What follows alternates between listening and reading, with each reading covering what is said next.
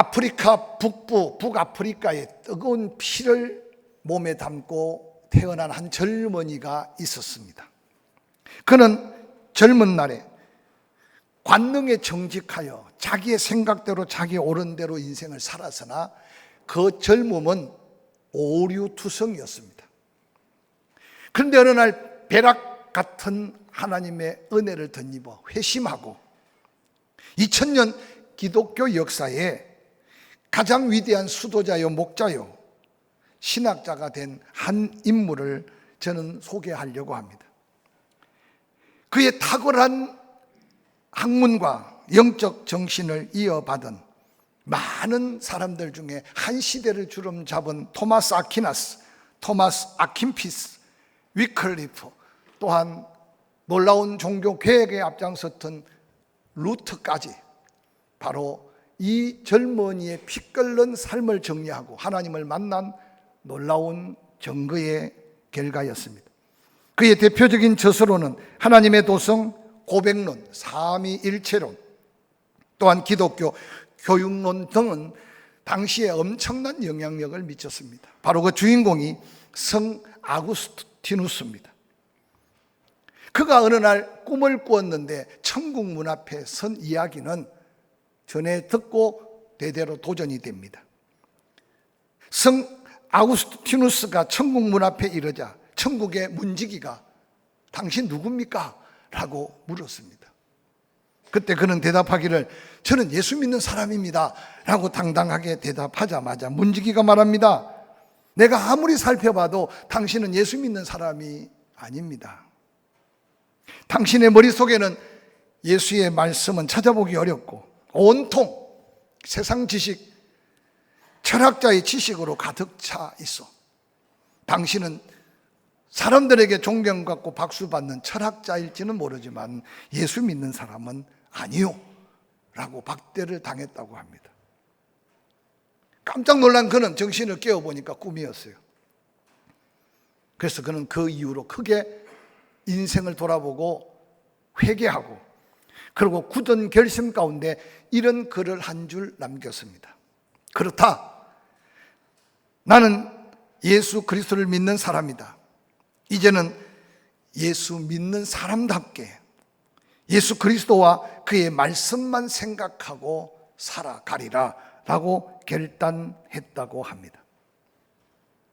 하나님 앞에 쓰임받고 하나님의 은혜 안에 사는 자의 삶이 우연히 되어지는 것이 아니라 분명한 만남과 분명한 자기 결단 속에 영접하는 자 곧 그 이름을 믿고 그 예수만 생각하고 그 예수의 말씀을 쫓아 살아갈 때 인정받는 그리스도인이 된다는 사실을 우리에게 남겨준 한 줄의 글이 아닌가 생각합니다. 저는 먼저 한 질문으로 말씀을 시작하려고 합니다. Who are you? 당신은 누구신가? 내가 아는 나뿐만 아니라 나를 아는 주변 사람들이 나를 누구라고 하느냐? 사람들은 혹시 다르게 평가하고 사람들은 혹시 자기 각각 평가할지라도 독생자 예수 그리스도를 십자가에 못 박아 그 피값으로 우리를 죄에서 속하시고 하나님의 자녀로서 천국 시민권을 허락하셔서 우리를 불꽃 감듯 지키는 하나님이 보실 때 나는 누군가? 이 혼란스러운 시대 속에 다시 한번 믿음 안에 자신을 재발견하고 그 어떤 상황, 그 어떤 자리 앞에서도 당당하게 나는 예수 그리스도를 믿는 사람이요, 믿는 사람답게 사는 사람이요, 내 마음과 생각 모든 것은 예수의 말씀, 성령의 이끌림을 따라 사는 사람입니다 라고 고백할 수 있는 저와 여러분이 될 수 있었으면 좋겠습니다. 이 시간에 여러분의 머릿속에 어떤 생각으로 가득 차 있는가? 한번 여러분의 생각을 마음의 그릇에 담아서 한번 살펴보시기를 바랍니다. 성공, 세상의 철학들, 그리고 온갖 세상의 문화와 세상 것으로 가득 차 있지는 않는지, 그것으로 인해 욕망에 사로잡혀서 혼돈한 생각으로 인해 오늘 수많은 사람들이 방황하는 인생길을, 그 넓은 길을 나도 휩쓸려 살아가고 있지 않는지 한번 자신을 돌아보시기를 바랍니다. 오늘 함께 읽었던 본문에서는 다양한 출연자들이 등장하고 각각 맡은 자기 역할을 따라 한 편의 드라마를 연출하듯이 한 사건을 소개하고 있습니다. 이 짧은 신약 성경의 한 드라마틱한 이 사건은 그 사건 속에 등장하는 인물들 속에 혹시라도 내 모습을 발견할 수 있다면 우리는 좀 더 세밀하게 비교해서 나의 정체감, 내가 앞으로 어떤 모습으로 살아야 할지에 대한 거룩한 도전의 메시지를 받을 수 있지 않을까 생각해 봅니다. 오늘 본문의 한 드라마의 사건 전개는 이렇게 시작합니다. 6월절이 다가오고 있다. 함께 읽었던 본문 마가복음 14장 1절 2절에 이틀이 지나면 6월절과 무교절이라 대제사장들과 서기관들이 예수를 흉계로 잡아 죽일 방도를 구하며 이르되 밀란이 날까 하니 명절에는 하지 말자 하더라고 기록하고 있습니다. 침례 요한이 바라보며 외쳤듯이 세상 죄를 지고 가는 하나님의 어린 양 예수 그리스도, 그는 죄 없으신 하나님이시지만 보이지 않는 하나님이 보이는 하나님으로 이 땅에 오셔서 우리의 모든 죄값을 완전하게 지불하시기 위해서 제물로 드려질 어린 양의 모습으로 세상에 오셨습니다. 주님 십자가에 지실 날이 가까워지고 있음을 오늘 성경 본문은 소개합니다. 이틀이 지나면 6월절과 무교절이라. 오늘 이 드라마 속에 뒤에서 숨어져서 독백하고 있는 무리들이 등장합니다. 바로 대제사장들과 서기관들. 어떻게 하면 예수를 잡아 죽일까? 근데 지금 이틀이 지나면 6월절, 또 한 주간 무교절. 그 절기에는 너무나 많은 사람들이 예루살렘에 움짐해 있기 때문에 그들 가운데 혹시 예수 그리스도를 믿는 자들이 폭도가 되면 우리의 이 계획은 무산될 수 있으니 이틀 지나고 한 주간이 지나가고 난 다음 그 예수를 잡자라고 모의하고 있는 흑암 속에 가려진 이 무리들의 독백의 소리가 여러분 한번 귀에 들리는 소리로 들어보시고 드라마 속에 등장하는 그들의 모습이 이 세상 속에 들여다볼 수 있는 또 한 무리들이 있을 수 있음을 기억해 보시기를 바랍니다. 이스라엘 백성들에게는 6월절과 무교절은 그냥 지나칠 수 없는 아주 중요한 절기임을 여러분이 아실 겁니다. 400여 년 애굽 땅에 하나님의 특별한 은혜로 한 민족이 태동하여 이제 그들이 가나안 땅, 약속의 땅, 믿음의 조상들에게 약속한 그곳에서 하나님만을 영화롭게 할 그곳으로 가기 위한 놀라운 첫 출발이 출애굽의 역사입니다. 모세를 통해 마지막 10번째 재앙이 임했을 때 애굽의 모든 짐승 새끼뿐만 아니라 바로 왕의 큰아들까지 모든 장자들을 다 처단하는 죽음의 사자가 온 애굽 땅을 치고 있습니다. 그때 하나님은 모세를 통해 전해준 말씀, 너희 집의 문과 설주에 어린 양의 피를 바르면 죽음의 사자가 그 피를 보는 순간 너희 집의 담장을 넘어가리라. 그래서 죽음의 사자가 넘어간 그 집들마다 6월절의 증거를 갖고 하나님 앞에 예배하기 시작했습니다.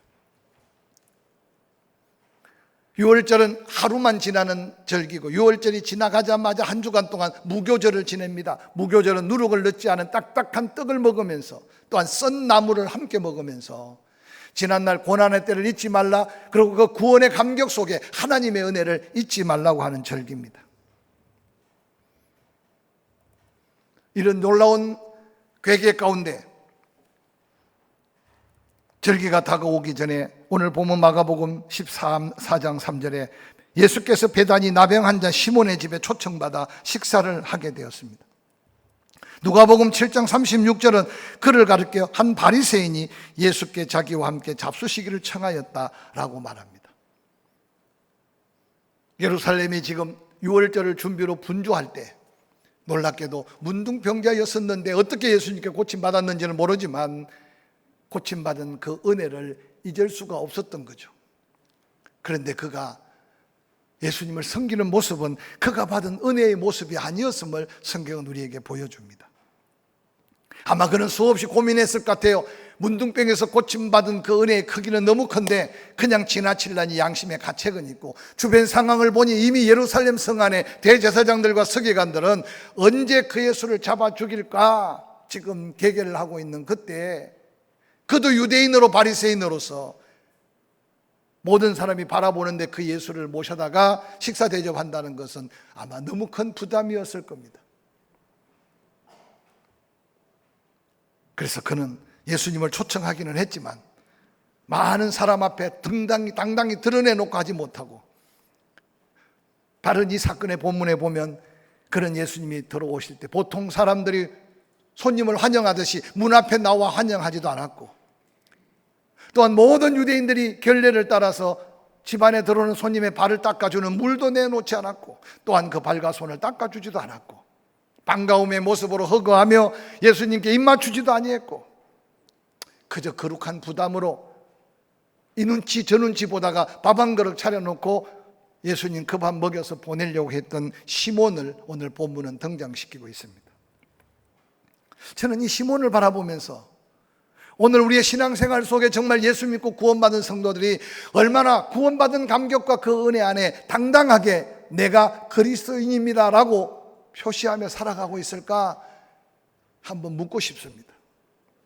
세월이 많이 지나서 요즘은 교회마다 영상을 비춰서 찬송가 가사도 성경도 다 비춰주니 이제 성경의 필요성이 없어 보입니다. 거기에다 핸드폰만 열면 하나님 말씀이 줄줄줄 나옵니다. 그런데 이전에는 이렇게 비춰주고 보여주고 할 수 있는 여건이 없을 때 교회 올 때마다 가장 중요한 게 하나님 말씀을 들고 오는 게 그리스도인의 가장 보편적 모습이었습니다. 제가 아주 전에 목회할 때 교회 앞에서 오는 성도들을 맞이하고 있는데 한 분이 신문지를 둘둘둘 싸고 가슴에 품고 오는 거예요. 그래서 아니 교회 다닌 지 얼마 안 돼서 오는 건 감사한데 혹이라도 내가 설교할 때 신문 펴놓고 또 신문 공부하지 않나 싶어서 어떻게 교회 오는데 신문을 가지고 왔어요. 그랬더니 고개를 푹 숙이고 극적극적 하더니 나중에 강단에서 예배를 시작하는데 보니까 신문지 속에 성경을 둘둘둘 말아서 가지고 온 거예요. 동네 사람이 보니까 이게 성경책 끼고 교회 오는 게 아직도 마음에 거슬려졌던 것 같아요. 그래도 그분은 교회 가면서 받은 성경이라도 가져가야지 하고 신문지에 싸서라도 가져오는데, 요즘 저는 여러분 손에 성경이 떠난 지가 오래고 그 성경 품고 어딘가 당당히 나설 수 있는 믿음조차 잃어버리고 살고 있다면 혹이라도 지금 이 드라마틱한 드라마에 등장하는 시몬 같지 않을까? 교회는 가야겠고 예수는 믿었는데 이 눈치 저 눈치 상황 바라보면서 예수 믿고 있지 않는지 한번 살펴보시길 바랍니다. 요즘 대기업마다 코로나가 하도 극성하니까 술집에 갔다 왔냐? 라고 묻지는 않고, 마트에 갔냐? 라고 묻지는 않고, 처갓집에 갔다 왔냐? 라고 묻지는 않고, 교회 가지 마라. 교회 갔다 왔냐? 그렇게 물어서 교회 갔다 오면 직장 출근도 부담스러운 이 시대 속에 우리가 지금 살고 있습니다. 시작과 끝이 있는 짧은 연극, 짧은 드라마면 때로는 악역을 맡고도 그 다음에 선한 역을 맡을 수 있고, 때로는 내 마음에 들지 않는 역을 맡았다가도 지난날 따로 다른 역을 맡을 수 있지만, 인생 드라마는 그렇게 끝나는 것이 아니기 때문에 어느 날 나도 모르게 잘못된 주역을 맡거나 잘못된 역할을 맡아서 오늘 시몬같이 세상 갖가지 문화의 영향, 사회적인 영향을 받아가면서 예수 믿는 티도 한번 제대로 못 내보고 혹이라도 구원받았다면 부끄러운 구원을 받을 수 있음을 유의하시기를 주의 이름으로 부탁을 드립니다. 시몬의 이 딱한 모습, 오늘 교회 안에, 아니 한국 교회 그리스도인들 가운데 이런 모습은 없을까요?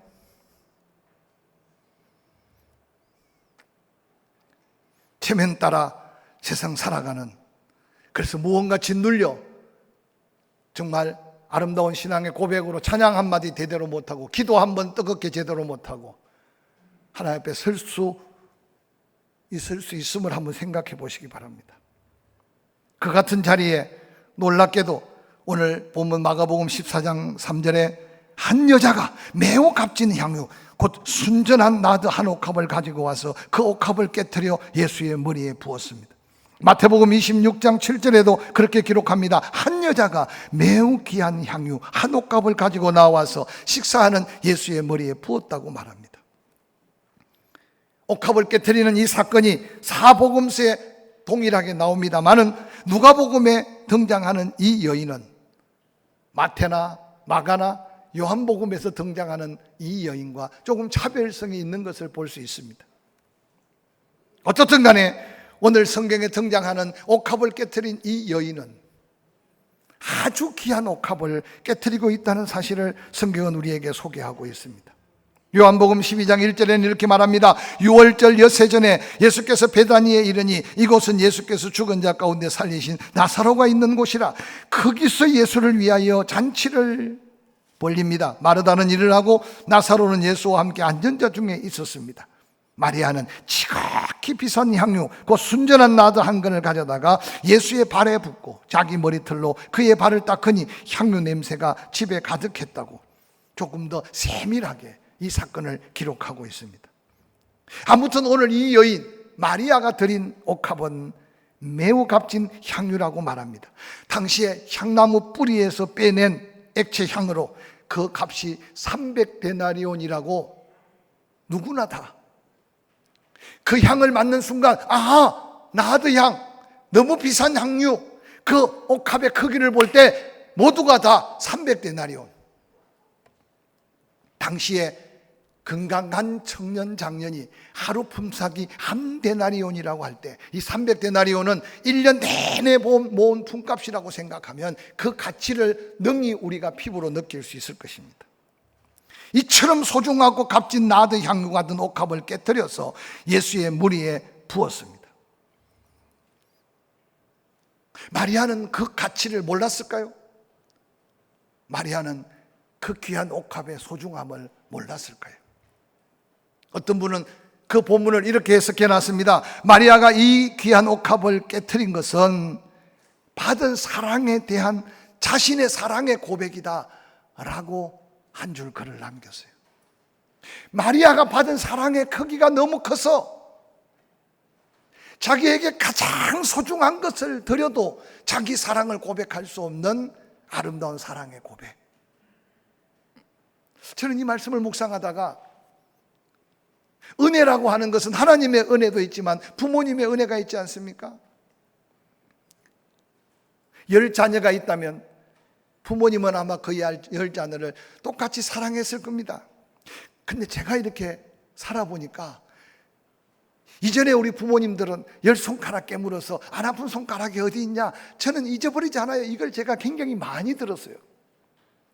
왜냐하면 저희 형님은 속을 좀 덜 썩이고 저는 조금 개구장이 시절을 보냈어요. 저희 형님은 그렇게 맞지 않고 저는 좀 많이 맞았습니다.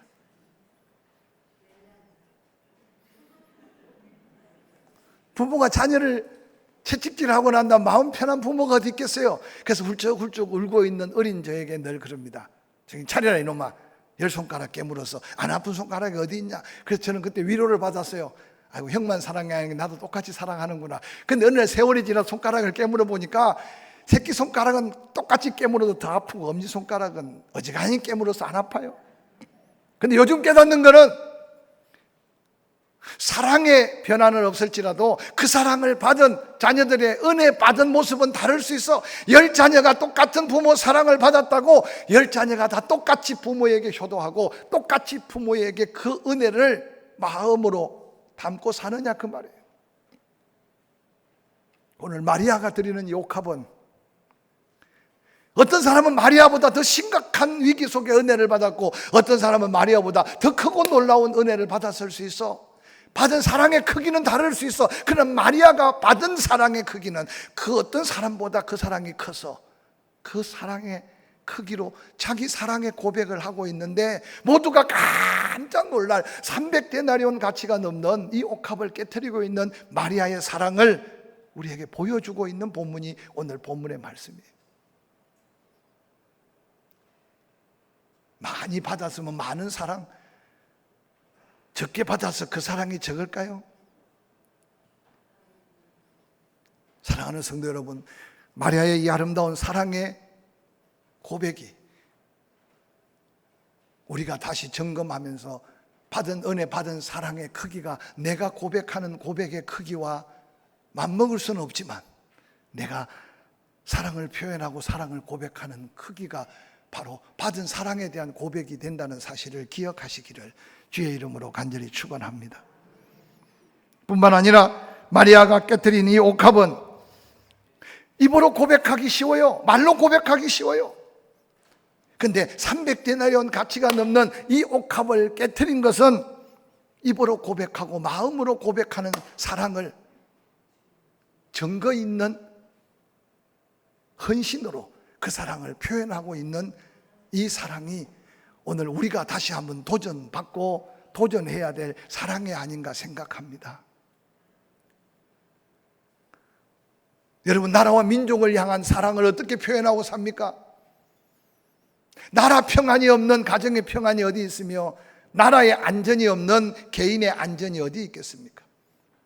나라를 빼앗겼을 때 그래도 나라 사랑했던 사람들은 자기 젊음을 사나이에 가며 이 나라를 위해서 목숨을 걸었어요.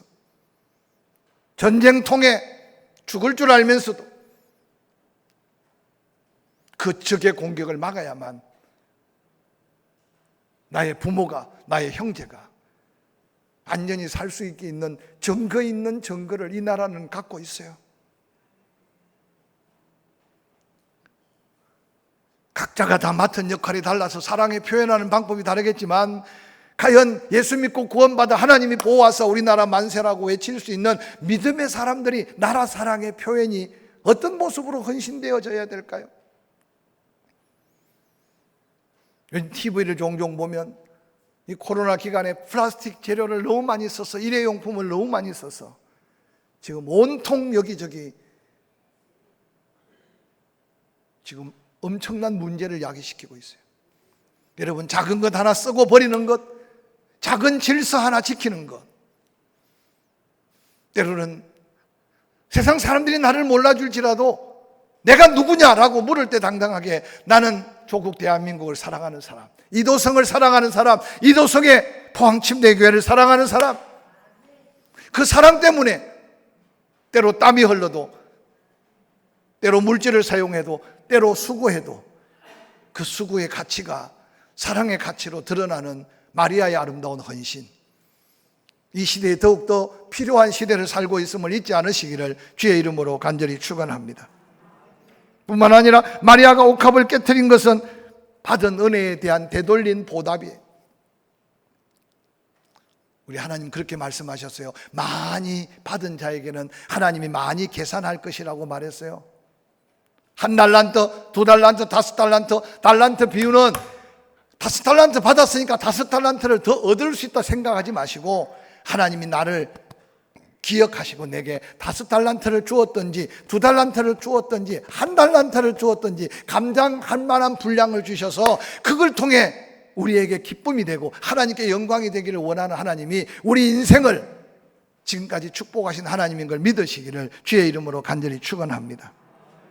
이 현실을 바라본 주변 어리석은 구경꾼들이 오늘 등장합니다. 얼마나 많은 무리들이었는지 모릅니다. 그들은 아마 특별한 은사도 재주도 없어서 그냥 엑스트라처럼 그냥 서 있다가 사인을 주면 와! 소리 지르고 그러면서 그들이 어떻게 소리 지릅니까? 오늘 보면 마가복음 44장 4절에 어떤 사람들이 화를 내어 서로 말하되 어찌하여 이 향유를 허비하는가?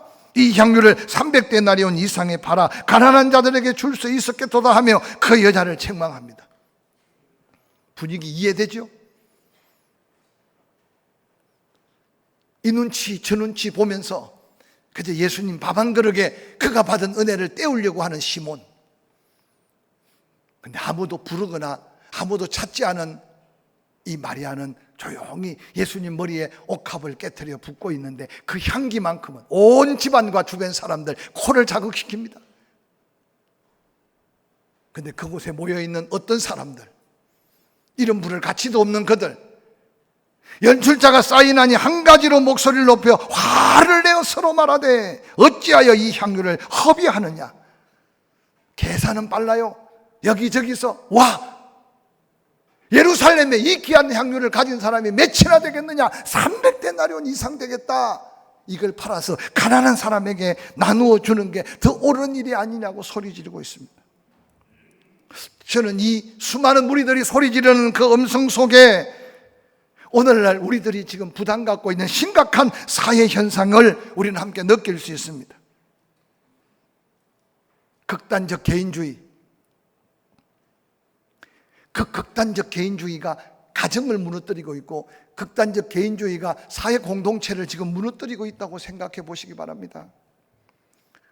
나도 너를 간섭하지 않을 테니까 너도 나를 간섭하지 마. 네 존재가 귀하면 내 존재도 귀해. 그러니까 서로 다 좋아. 절에 가면 어떻고, 나무 밑에 가서 손을 비비면 어떻고, 교회 다니는 너 그냥 교회 다녀. 나 어디를 가든지 간섭하지 마. 이게 법을 만들어서 이제 전도하면 벌금을 매리고, 사랑하는 친구에게, 사랑하는 부모에게 예수 믿으라고 말 못할 시대가 오늘 우리가 안고 있는 이 시대예요. 어느 날 시대의 흐름에 빠져서 이제 누군가에게 손 내밀 수 없어요. 누군가를 도와줄 손 내미는 것도 부끄러워요. 여러분, 이 관계가 깨어지는 것은 바로 하나님 앞에 나와야 될 수많은 영혼들이 하나님 앞에 나갈 수 없는 죄악의 장막으로 가득 차고 넘치는 이 시대를 영적으로 분별할 수 있기를 주의 이름으로 간절히 축원합니다. 쉽게 흥분합니다. 자기 생각이 옳지 않으면 모든 게 다 잘못된 것으로 생각합니다. 이것이 지금 정치 현장에, 교육의 현장에, 우리 삶의 밑바닥에 지금 우리의 근본을 흔들고 있는 이 시대 속에, 혹이라도 여기 엑스트라로 출연한 많은 사람들의 무리 속에 여러분의 모습이 혹이라도 비칠까 봐 두려움과 떨림으로 이 말씀을 준비했어요. 흥분한 그들을 향해 예수 그리스도께서 말씀하십니다. 가만두어라. 예수께서 이르시되 가만두어라. 너희가 어찌하여 그를 괴롭게 하느냐? 그가 내게 좋은 일을 하였다. 안타깝게도 대제사장들, 서기관들, 또한 은혜 입은 시몬까지도, 아니 흥분하여 소리지는 그들까지도 그들 앞에 있는 예수 그리스도의 마음은 아무도 헤아리지 않았습니다. 다 자기 옳은 생각, 자기 주장, 자기 마음껏 쏟아붓고 있는 현장이 오늘 우리가 살고 있는 이 시대가 아닌가 생각합니다. 그럼에도 불구하고 귀가 막혀 있고 눈이 감겨 있고 아무것도 보려고 하지 않는 그들에게 예수님은 다시 말씀하십니다. 가만둬라. 너희가 어찌하여 그를 괴롭게 하느냐? 그가 내게 좋은 것을, 좋은 일을 하였다. 그러면서 예수님께서 말씀하십니다. 그는 힘을 다하여 내게 향유를 부어 내 장례를 미리 준비했다. 너희들 눈에는 가난한 사람만 보이느냐? 가난한 사람은 항상 있다. 그러나 나는 지금 이 순간이 지나면 다시 보기가 어렵다. 저는 이 말씀을 묵상하다가 훗날 예수님이 십자가에 달려 돌아가시고 난 다음 아리마대 사람 요셉도, 몇몇 여인들도 예수님의 장례를 치렀지만 오늘 이 본문에 등장한 한 여인, 이 마리아는 그 고난의 사건을 미리 어떻게 알았든지 예수님의 그 마음을 헤아려 가며 받은 은혜, 받은 사랑, 그 사랑을 말로만이 아닌 삶의 헌신과 희생으로 모두가 깜짝 놀랄, 아니 모두가 허비했다고 흥분하는 그 귀한 증거로 힘을 다해 옥합을 깨트린 이 여인의 모습을 한번 그려보시길 바랍니다. 이어서 마가복음 19장 9절에 내가 진실로 너희에게 이르노니 온 천하에 어디서든지 복음이 전파되는 곳에는 이 여자가 행한 일이 기념이 되리라고 이전에는 말씀했는데 개역 개정판은 기억하리라 라고 말씀하고 있습니다. 여러분, 한 인생을 돌아보면 이보다 더 귀한 축복과 귀한 하나님 앞에 은혜 입은 인생이 어디 있겠습니까? 오늘 이 마리아가 가지고 있는 옥합은 당시의 유대 여인으로서 이제 한 가정을 꾸리기 전에 자기와 함께 평생 반려자로 살 신랑을 맞이하는 첫날 밤에 자기 몸에 붓고 자기를 위하여 남편을 대하는 것이 당시의 유대인의 사회 속에 결혼하지 않는 여인이 가지고 있는 옥합이었습니다. 성경 어디를 보나 마리아나 나사로나 마르다나 그렇게 풍요로운 삶을 살지 않은 것을 볼 수 있습니다. 부모의 이름이 한 번도 등장하지 않아요. 그런데 이 세 형제 자매가 아마 아름다운 믿음으로 예수 그리스도를 섬겨가니까 예수님이 예루살렘을 드나들 때마다 이 가정을 늘 마음 두고 쉬어가며 축복했던 상황을 볼 수 있습니다. 이 마리아에게 300데나리온 가치가 나는 옥합을 가졌다는 것은 마리아의 전부일 수 있고 자기의 남은 행복을 다 모아서 예수님 앞에 깨트려 그 사랑을 고백한 아름다운 믿음의 고백이었다고 한번 생각해 보시기를 바랍니다. 저는 이 말씀을 준비하면서 마가복음에, 때로는 요한복음에, 마태복음에 좀 다른 모습으로 누가복음에 한 여인이 깨트렸던 옥합은 한 사건의 짧은 드라마로 끝났지만 우리의 인생은 그렇게 짧은 드라마 한 편으로 끝나는 인생이 아니기 때문에 시작도 중요하고 삶의 과정도 더 중요하고 마지막 순간까지 믿음 지켜 사는 것이 얼마나 중요한가를 오늘 이 본문을 통해 다시 한번 깨달아 보시면서